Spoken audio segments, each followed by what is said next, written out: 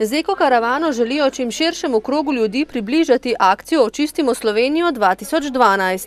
Na njenih postankih med drugim pripravljajo ustvarjalne delavnice za otroke, se učijo pravilnega ločevanja odpadkov in se zabavajo. Na delavnicah se bo glavno delalo z materialom, ki je odpadek, saj na prvi pogled. To se pravi, želimo pokazati, da odpadek ni že recimo takoj za stran, ampak da lahko iz njega naredimo uporabne stvari za nadaljnjo uporabo. Ekokaravani se pridružujejo tudi v podjetju Danone, ki je pred časom v sodelovanju z novomeško komunalo ter šolami in vrtci že izpeljalo projekt Ločujem, zemljo varujem. Zdelo se nam je pametno, da združimo moči, pokažemo, kaj delamo in da hkrati pokažemo, kaj so otroci naredili. Poleg tega, da so ločevali, so v bistvu ves ta material uporabili za svoje izdelke. Na postankih ekokaravane se je možno tudi prijaviti na akcijo Očistimo Slovenijo, ki bo 24. marca.